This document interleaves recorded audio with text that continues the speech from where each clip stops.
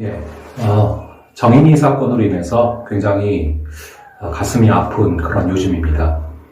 우리가 이번에 이 사건을 보면서 특히 기독교가 정말 많이 회개해야 될 그런 시점에 와 있다고 생각을 합니다.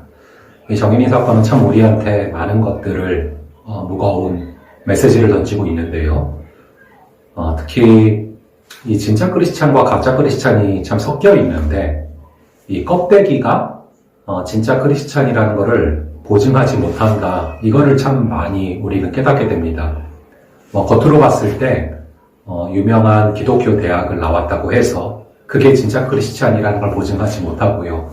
큰 교회 목사님의 자녀라고 해서 또 큰 교회 장로님의 자녀라고 해서 진짜 크리스찬이다. 이거 보증하지 절대 못합니다. 이 로마서 2장에 보면은 바울이 그런 얘기를 합니다. 이 가짜 크리스찬과 진짜 크리스찬이 있다라는 얘기를 해요. 그래서 표면적 유대인과 이면적 유대인이 있다. 이런 얘기를 하는데 유대인들은 자기들이 진짜 하나님의 자녀라는 표식으로 이 할례라는 것을 했어요. 그런데 이 겉으로 보이는 할례가 그들이 진짜 크리스찬이다라는 것을 증명하지 못한다라는 뉘앙스의 말을 합니다. 그래서 겉으로 보이는 걸로 증명할 수 있는 게 아니라 마음의 할례를 행하는 게 진짜 크리스찬이다라는 이야기를 하죠. 자, 마음의 할례를 행한다. 이제 유대인들이 하는 할례라는 것이요, 이 쉽게 얘기하면 포경 수술입니다. 그것을 하고서 그들은 이제 자기들이 하나님의 백성이다라는 증거라고 삼았는데 그것이 보증하지 못한다라는 거예요. 그래서 마음의 할례를 행해야 된다라고 하는데 이 마음의 할례가 뭡니까? 이 마음의 가죽을 베는 거다라고 이야기합니다. 이 마음의 가죽을 벤다는 게 무슨 뜻이냐 하면요. 저는 가끔씩 정말 피곤할 때 이 입안이 좀 헐어요. 입이 헐면은 이렇게 하얗게 되면서 속살이 드러나지 않습니까? 그렇게 되면은 이 먹을 것들이 스치고 지나갈 때마다 깜짝깜짝 놀라요. 아파서. 예, 이게 민감해져서. 바로 그런 겁니다. 이 마음이 가죽을 베서 마음이 민감해진다라는 거예요. 즉, 아주 작은 것에도 반응할 수 있는 마음의 상태. 이게 바로 진짜 크리스찬의 상태라는 거예요. 즉, 죄에도 아주 민감하게 반응할 수 있는 거예요. 정말 작은 죄라고 넘기는 게 아니라 그 죄를 짓는 또 죄 가운데 있는 자신을 바라보며 아파하는 그 마음. 그것을 이야기하는 것이고요. 그리고 정말 이웃을 바라볼 때 이웃의 아픔이 크게 다가오는 그런 부분들. 또 주님의 세미한 음성이 들려올 때 이것에 민감하게 반응할 수 있는 상태. 그것이 바로 마음의 할례를 받은 상태고 그게 진짜 크리스찬의 증거라는 것이죠. 저는 특별히 이 중에서도 우리가 정말 이웃의 아픔에 민감하게 반응할 수 있는 것, 주변의 영혼들의 상태를 바라보며 반응할 수 있는 게 굉장히 기독교인으로서 크리스찬으로서 중요한 부분이라고 생각을 합니다.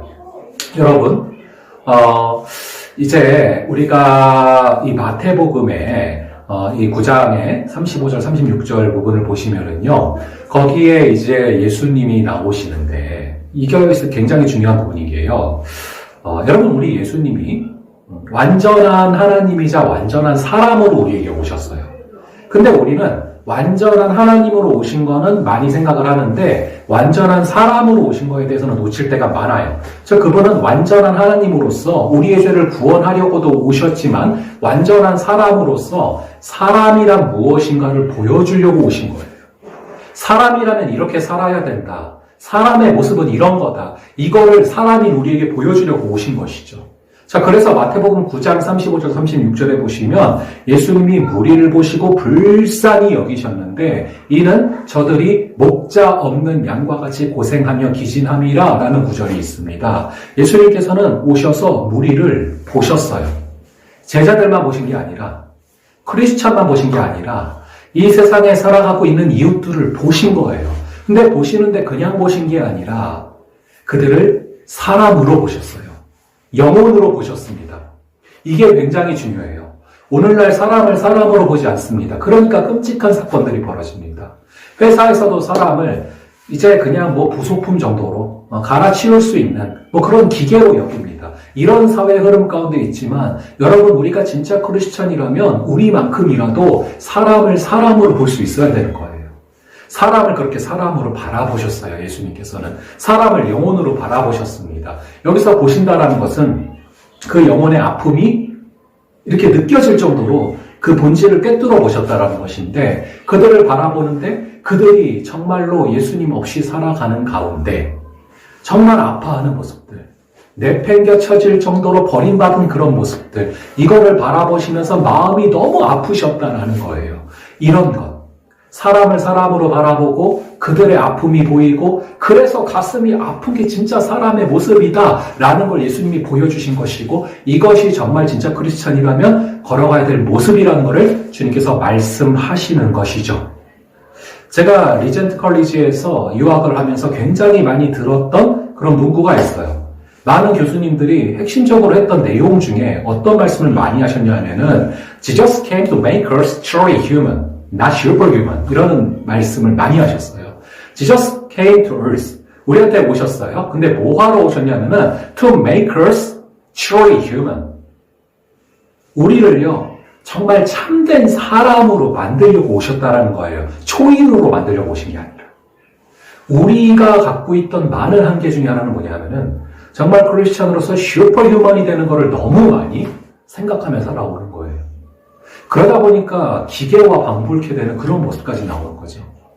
여러분, 우리 예수님께서는 한 명의 어떤 슈퍼스타가 정말 뭐 2만 명, 3만 명 되는 뭐 큰 교회를 세우고 이런 거를 말씀하시는 게 아니라 정말 작은 일에도 그분의 마음을 알고 정말로 사람을 사람으로 대할 줄 알고 사람을 사람으로 대접하며 사람을 사람으로 바라보며 사랑할 수 있는, 아파할 수 있는 그런 사람, 그게 진짜 사람이다. 이거를 깨닫게 하시고 느끼게 하시려고 오셨다라는 것이죠. 자, 그래서 여러분 간절히 바라기는요, 우리가 정말 회개하고 정말 잘해야 됩니다. 특별히 우리가 아까 말씀드린 것처럼 우리의 마음이 할례를 받아서 민감해져서 굳은 마음이 제거되고 부드러운 속살이 드러나서 주님의 음성에 민감하게 반응하는 것, 이거 우리 힘으로 안 되죠. 성령 하나님이 만지셔야 되는 거예요. 만약에 나의 마음에 주변의 이웃들을 바라볼 때, 그들의 아픔을 바라볼 때 같이 아프지 않다 그러면 우리 진지하게 물어봐야 돼요. 진지하게 여쭤봐야 돼요. 내가 성령님과 동행하고 있는 것인가? 그리고 우리를 보시고 불쌍히 여기셨던 예수님의 그 마음이 우리 마음에 있어야 합니다. 그것을 우리가 기도하며 나아가야 정인이 같은 또 다른 피해자가 발생하지 않고, 그렇게 나아가야 우리가 정말로 그런 피해자를 만드는 괴물들이 나타나지 않게 될 줄 믿습니다. 저부터 회개하는 마음으로 그런 것들을 또 기도하며 살아가려고 하고요. 이것을 보시는 여러분들도 같이 우리 기독교가 더 회개하며 나아가야 할 길이, 그 작은 발걸음들이 무엇인지를 고민해 보셨으면 좋겠습니다. 잠깐 기도하겠습니다. 아버지 하나님, 우리를 불쌍히 여겨 주시고, 특별히 아버지 하나님께서 고아와 과부의 하나님이시며 약한 자의 하나님이시며 아픈 자의 하나님이신 지극히 작은 자의 하나님이심을 우리가 압니다. 아버지, 참 가슴이 아픈 그런 상황 가운데 있습니다. 주여, 그 영혼을 불쌍히 여겨주시고, 아버지 하나님, 그러한 상황 가운데 우리가 회개하게 하시고, 특별히 우리가 마음의 할례를 받아서 정말 우리 안에 작은 죄악들까지도 아파할 수 있는 마음, 주님의 세밀한 음성이 크게 들릴 수 있는 그 마음, 특별히 우리 주변에 소외된 사람, 아픈 사람, 그 사람을 사람으로, 영혼으로 바라보며 정말 그들의 아픔이 눈에 들어와서 아파할 수 있는 그 마음 회복시켜 주시옵소서. 사람이 되게 하시고 정말로 참된 사람이 뭔지 보여주신 예수님을 닮아서 아버지, 우리가 하나님을 사랑하고 동시에 이웃을 사랑하며 나아갈 수 있는 그런 우리 되게 하여 주시옵소서. 주님께서 불쌍히 여겨주시며 함께하여 주실 줄을 믿사오며 이 모든 말씀 우리 주 예수 그리스도의 이름으로 기도합니다. 아멘. 네, 우리 또 다음번에 뵙도록 하겠습니다. 감사합니다.